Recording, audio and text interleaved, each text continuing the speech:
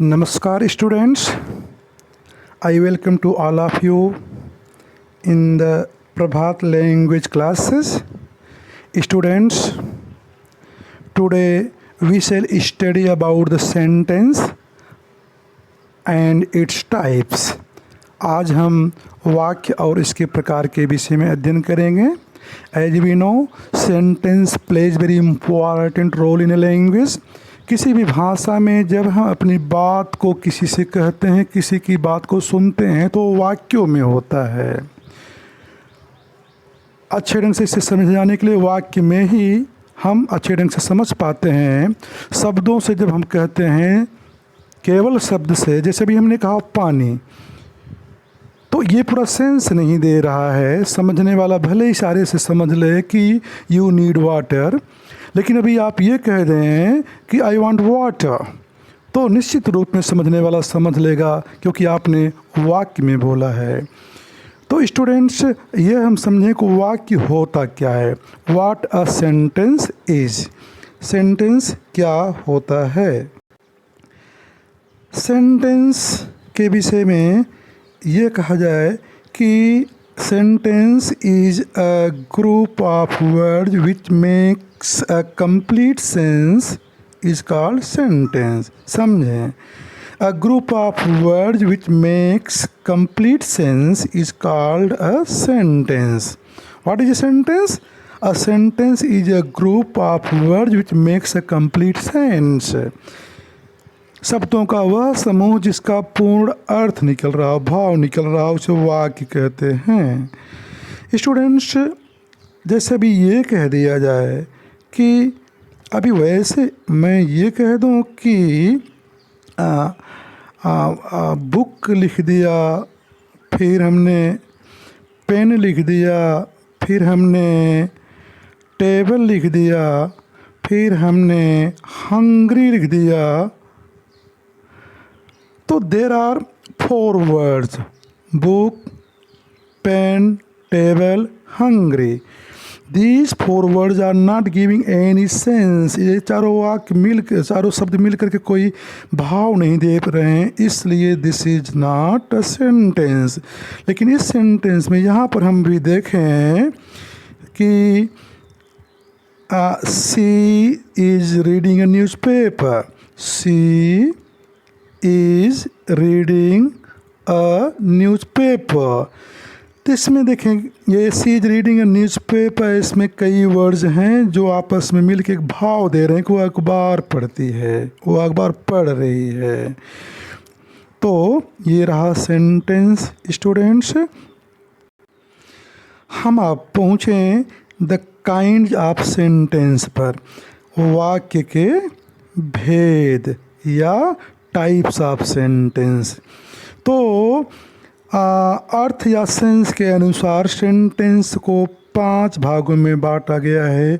Sentence का जो first kind है, it is assertive sentence. Second is interrogative sentence. Third is imperative sentence. Fourth is exclamatory sentence and fifth is optative sentence. अब students, इन 5 kind में हम पहुंचते हैं जो फर्स्ट काइंड है, अर्थात असर्टिव सेंटेंस. असर्टिव सेंटेंस को डिक्लरेटिव सेंटेंस भी बोलते हैं.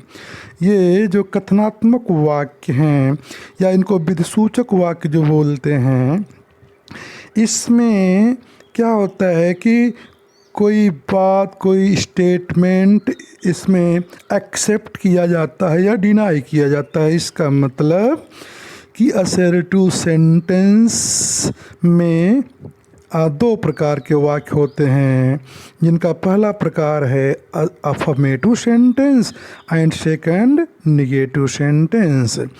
अफर्मेटिव सेंटेंस को स्टूडेंट्स, अफर्मेटिव सेंटेंस वे सेंटेंसेज होते हैं जिनको हम पॉजिटिव भी कहते हैं. मीन्स इसमें जो स्टेटमेंट होता है उसमें समथिंग इज एक्सेप्टेड, कुछ स्वीकार किया जाता है. जो भी बात कही जाती है जो भी इंफॉर्मेशन दी जाती है वो पॉजिटिव फॉर्म में होता है, अर्थात उसको एक्सेप्ट किया जाता है। एंड निगेटिव सेंटेंसेस जो होते हैं उसका जो ना इसमें स्टेटमेंट जो होता है वो डिनाई किया, इनकार किया जाता है। तो ये जो affirmative sentence and negative sentence both comes in assertive sentence, दोनों असर्टिव सेंटेंस के अंतर्गत आते हैं। निगेटिव सेंटेंसेस अर्थात नॉट, इसमें प्रायः लगता है नो, नॉट, नेवर, ये words can be seen in negative sentences. Negative sentence का जब हम अफर्मेटिव से निगेटिव बनाते हैं तो we use not just after the helping verb. अभी इसका एग्जाम्पल यहाँ हम देख सकते हैं कि जैसे ये अफर्मेटिव सेंटेंस है I go to school, affirmative sentence है। इसका जब निगेटिव बनाया गया यहाँ पर तो I do not go to school, किया क्या गया, हेल्पिंग वर्ब डू के बाद नॉट का प्रयोग किया गया। यहाँ पर देखें डू हेल्पिंग वर्ब है and just after helping verb not का प्रयोग किया गया मेन वर्ब के पहले ही। सेकंड एग्जाम्पल आप देख लें, स्प्रिंग कम्स आफ्टर विंटर, उसका निगेटिव बना spring does not come before winter. यहाँ भी हेल्पिंग वर्ब डज के जस्ट बाद नॉट का प्रयोग किया गया जो कि मेन वर्ब कम के पहले है। ध्यान दें स्टूडेंट्स, अगर हेल्पिंग वर्ब दो या दो से अधिक हैं, मीन्स एक से अधिक हेल्पिंग वर्ब हैं, तो नॉट का प्रयोग just after first helping verb होता है। एग्जाम्पल में आप दिस सेंटेंस को देख सकते हो। यहाँ पर यू शुड हैव बॉदर्ड का निगेटिव बनाया गया है, you should not have bothered.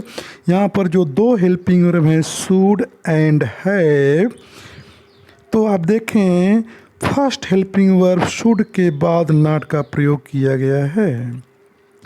Students ये भी ध्यान दें कि कभी कभी जब ये होता है कि लिंकिंग वर्ब ही मेन वर्ब हो, लिंकिंग वर्ब, और जहाँ पर वर्ब हैव का प्रयोग पास में रखने के सेंस में होता है तो वहाँ पर नॉट का प्रयोग हम उस वर्ब के बाद करते हैं, जबकि जानते हैं कि उसके अलावा और कोई वर्ब नहीं है। स्टूडेंट्स इसके लिए आप थोड़ा सा ये एग्जाम्पल में जैसे आप ये समझें कि राम इज़ अ टीचर। अब इसका निगेटिव अगर बनाना हुआ तो आप बनाएंगे Ram is not a teacher, तो इसके बाद नॉट लगा क्योंकि यहाँ इज़ ही मुख्य क्रिया है, लिंकिंग वर्ब है। लिंकिंग वर्ब जो निगेटिव इंट्रोगेटिव में सहायक क्रिया के रूप में भी काम करते हैं। अब स्टूडेंट्स हम पहुँचे नेक्स्ट टाइप ऑफ सेंटेंस जो है वो इंट्रोगेटिव सेंटेंस है।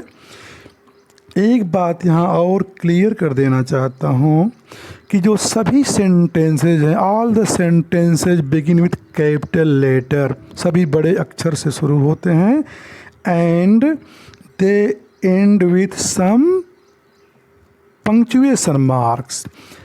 अब जो असर्टिव सेंटेंस है जिसमें अफर्मेटिव और निगेटिव आपने देखा, उनके अंत में फुल स्टॉप लगता है, उनके अंत में फुल स्टॉप लगता है।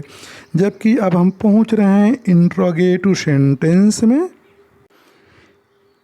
स्टूडेंट्स इंट्रोगेटिव सेंटेंस को हिंदी में प्रश्नवाचक वाक्य बोलते हैं। प्रश्नवाचक वाक्य मीन्स इसमें कुछ क्वेश्चन रखे जाते हैं, समथिंग इज आस्क्ड, इसमें कुछ पूछा जाता है। Interrogative sentences begin with capital letter and they end with punctuation mark। ये punctuation mark ये है sign of interrogation। आप ध्यान रखें, प्रायः भूल लोग कर देते हैं, क्वेश्चन वाले सेंटेंस लिखते हैं but they don't use punctuation mark, तो सेंटेंस सही नहीं माना जाएगा। पंक्चुएशन मार्क करना लगाना न भूलें। इंट्रोगेटिव सेंटेंसेस जो होते हैं स्टूडेंट्स, ये 2 टाइप्स होते हैं। फर्स्ट टाइप है yes no questions. Yes no question means ऐसे क्वेश्चन जिनके एक्सपेक्टेड आंसर यस या नो में होते हैं। और ऐसे जो क्वेश्चन हैं in English they begin with helping verb. अंग्रेजी में वो सहायक क्रिया से शुरू होते हैं। जैसे अभी ये कह दिया जाए, यहाँ देखिए कन्वर्सेशन है बिटवीन राम एंड मोहन। राम पूछ रहा है do you know me, do you know me, क्या आप मुझे जानते हैं। तो इसमें हेल्पिंग वर्ब का प्रयोग हुआ है बिफोर द सब्जेक्ट। यहाँ डू हेल्पिंग वर्ब का प्रयोग यू सब्जेक्ट के पहले हुआ है।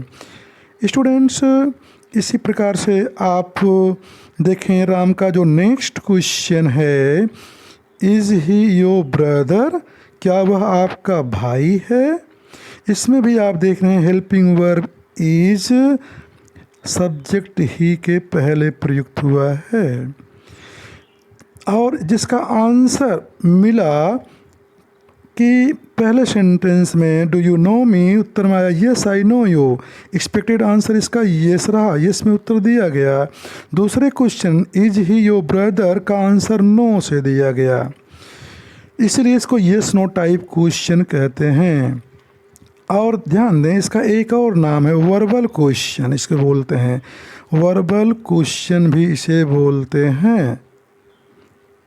वर्बल क्वेश्चन क्यों बोलते हैं स्टूडेंट्स? वर्बल क्वेश्चन इसलिए बोलते हैं because they begin with verb. Helping verb ही सही, ये वर्ब से शुरू हो रहे हैं, इसलिए इनको वर्बल क्वेश्चन भी बोलते हैं। स्टूडेंट्स, जो सेकंड टाइप होता है इंट्रोगेटिव का, वह है WH क्वेश्चन। WH क्वेश्चन क्यों इसे बोलते हैं? इसलिए कि such sentences begin with either such words which begin with W और H। ऐसे वाक्य ऐसे शब्दों से शुरू होते हैं जिन शब्दों की शुरुआत या तो W से होती है या तो H से होती है। W से जैसे हुआ which, where, who, what, और H से जैसे how, how many, how much। इनके जो आंसर होते हैं वो यस और नो में नहीं दिए जा सकते, इसमें कुछ अतिरिक्त बताना पड़ता है। जैसे ये कह दिया गया, यहाँ फर्स्ट क्वेश्चन है व्हाट इज़ योर नेम, आपका नाम क्या है। उत्तर मिला माय नेम इज राम। तो यहाँ जो राम मिला दिस इज नाउन। ये नाउन किसके आंसर में मिला स्टूडेंट्स? ये नाउन मिला वाट के आंसर में, वाट। इसीलिए इसको प्रोनोमिकल क्वेश्चन भी कहते हैं। प्रोनोमिकल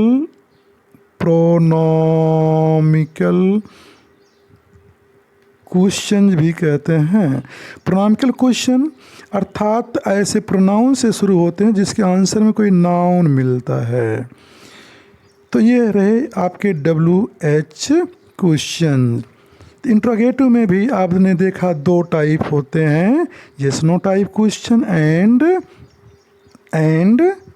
WH क्वेश्चंस। स्टूडेंट्स, क्वेश्चन जो होते हैं इंट्रोगेटिव सेंटेंसेस जो होते हैं, इसमें आपने देखा yes no type question and WH type question. एक और इसमें कह सकते हैं interrogative sentence. Interrogative sentence means जो ऐसे प्रश्न होते हैं जिसमें नॉट भी रहता है।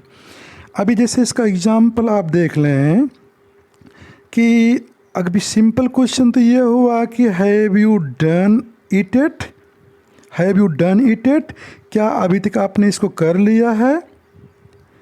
अब भी इसको थोड़ा हम अब निगेटिव में पूछें तो हो जाएगा haven't you done it it, haven't you done it, haven't you done it. तो यहाँ पर हैवेंट अर्थात हैव के साथ नॉट लगा हुआ है।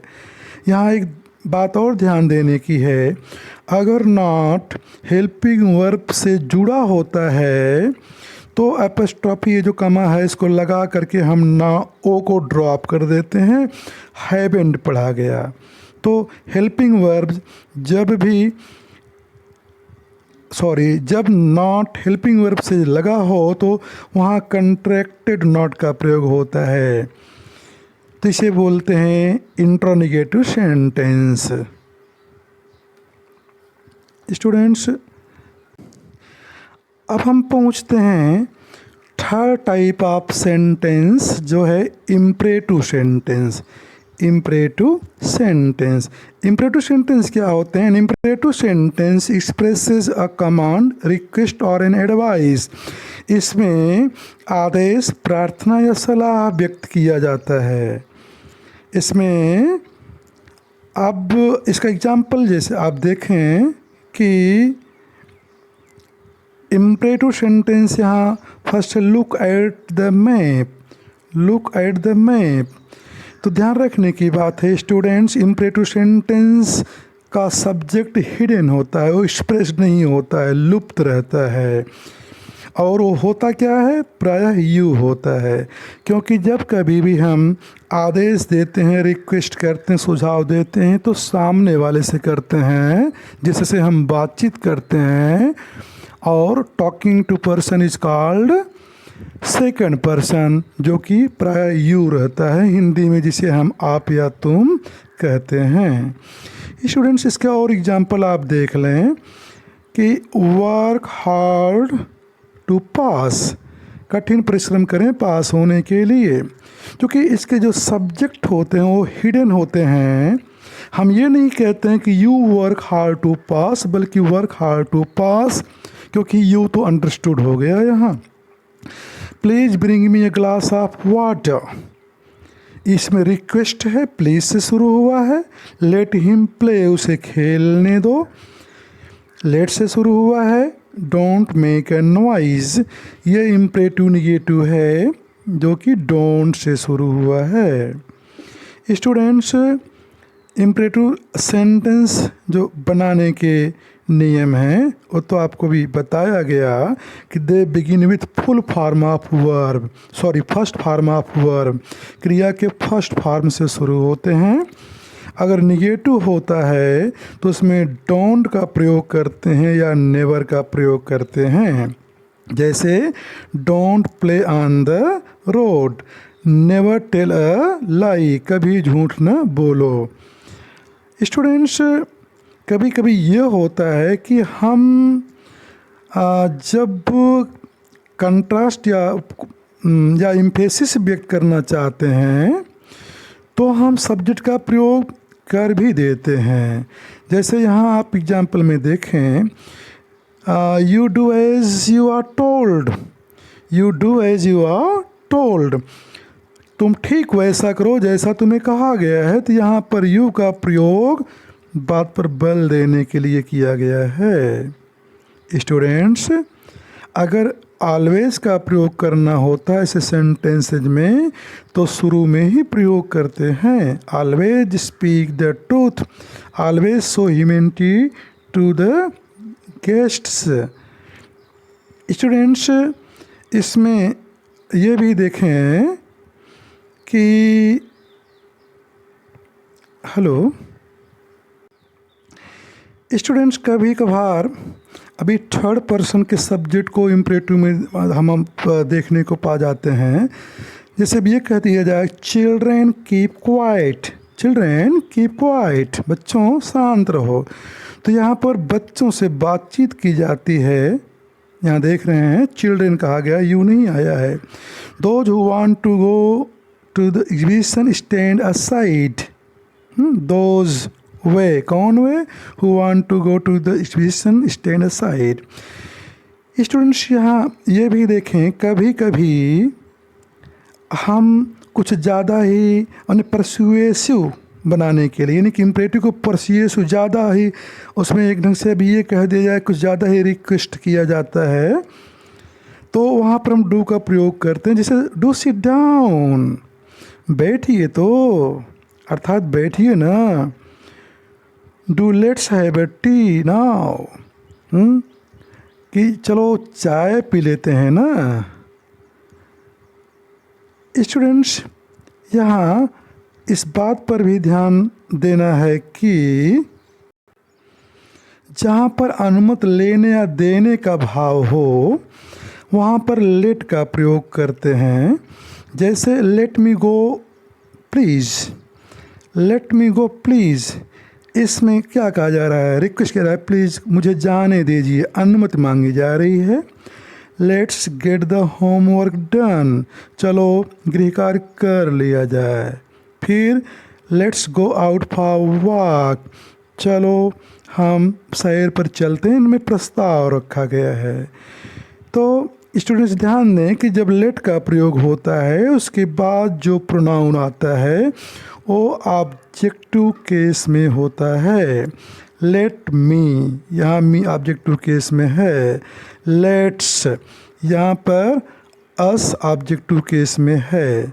अस कंट्रैक्टेड फॉर्म लगा हुआ है, पुस्टॉपी लगा करके यू को हटा दिए हैं।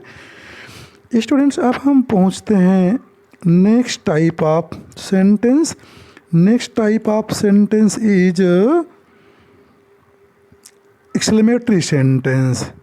एक्सक्लेमेटरी सेंटेंस, विस्मयादिबोधक वाक्य।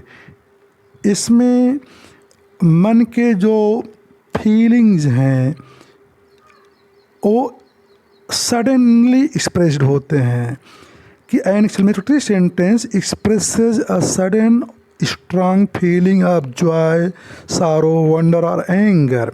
हैं तो ये क्या है कि मन के भाव, मन के फीलिंग एकाएक व्यक्त होते हैं, इनको हम एक्सक्लेमेटरी सेंटेंस बोलते हैं। ऐसे वाक्यों में आश्चर्य अर्थात वंडर, शोक अर्थात सारो, खुशी अर्थात जॉय, प्रशंसा अर्थात अप्लाउज का भाव प्रकट होता है। ऐसे सेंटेंसेस जो होते हैं इनका एंड साइन ऑफ एक्सक्लेमेशन से होता है। साइन ऑफ एक्सक्लेमेशन अर्थात विस्मय के चिन्ह जो ये है। स्टूडेंट्स देखें इसके example. Hurrah I have stood first, मैंने कहा हम तो फर्स्ट आ गए, खुशी की बात है इसमें, हुर्रा हुर्रा। तो आप देखें यहाँ जो हैप्पीनेस एक्सप्रेस हो रहा है हुर्रा से, जस्ट उसके बाद साइन ऑफ एक्सक्लेमेशन लगा हुआ है। लेकिन द सेकंड सेंटेंस स्टूडेंट्स आप देखिए, इसमें जो कहा गया है कि what a beautiful stroke it was, कितना सुंदर स्ट्रोक था। तो ये पूरा का पूरा सेंटेंस एक्सक्लेमेशन है, विस्मय पूरे के पूरे वाक्य में झलक रहा है। That is why sign of exclamation has been used at the end of the sentence, अंत में लगा हुआ है। तो ये रहा एक्सक्लेमेटरी सेंटेंस। एंड जो फिफ्थ काइंड ऑफ सेंटेंस है स्टूडेंट्स, थोड़ा ये भी ध्यान देना एक्सक्लेमेटरी सेंटेंस में स्टूडेंट्स कि इसमें कभी कभी वर्ब नहीं प्रयुक्त होता है। अब ज़रा देख लें, व्हाट अ सेम, इसमें वर्ब नहीं आया है लेकिन अंडरस्टूड हो गया, कितनी बढ़िया शर्म, अर्थात ये बहुत शर्म की बात है। व्हाट प्लीजेंट डे, कैसा सुहावना दिन, अर्थात बहुत सुहावना दिन।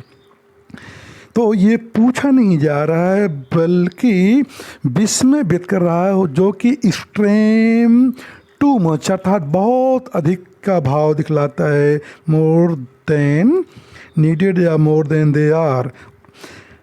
तो स्टूडेंट्स हम पहुंचते हैं अब नेक्स्ट टाइप सेंटेंस पर, दैट इज ऑप्टेटिव सेंटेंस, आशीर्वाद सूचक वाक्य। ये जो आशीर्वाद सूचक वाक्य होते हैं स्टूडेंट्स, ये इनमें होता क्या है कि an optative sentence expresses wish, prayer और डिजायर। आफ्टर टू सेंटेंस में इच्छा प्रार्थना व्यक्त होती है।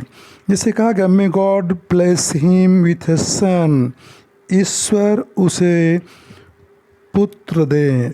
लॉन्ग लिव आवर नेशन, जिसे कहते हैं कि हमारा राष्ट्र दीर्घायु हो, लंबे समय तक रहे। तो इम्परेटिव सेंटेंस जो बनते हैं क्या है कि ये मे से शुरू होते हैं। मे के बाद प्रोनाउन आता है। मे यहाँ पर वो सकने का भाव क्या कि भगवान करें, मेरी इच्छा है कि ऐसा हो, यह भाव इसमें देते हैं। जैसे मे यू लिव लॉन्ग, आप दीर्घायु हों, अर्थात भगवान करें कि आप लंबी आयु के हों। May you succeed in the examination, आप परीक्षा में सफल हो सकें, अर्थात भगवान करें कि आप परीक्षा में सफल हो सकें। मेरी इच्छा है का भाव व्यक्त करने के लिए आई विश का प्रयोग होता है। जैसे कहा गया कि I wish I A bird, काश मैं पक्षी होता, क्योंकि हम पक्षी तो हैं नहीं, ऐसी इच्छा व्यक्त कर रहे हैं। यानी कि इसमें अनरियलाइज्ड ट्रूथ है स्टूडेंट्स। ऐसी स्थिति में सभी सब्जेक्ट के साथ वर का प्रयोग होता है।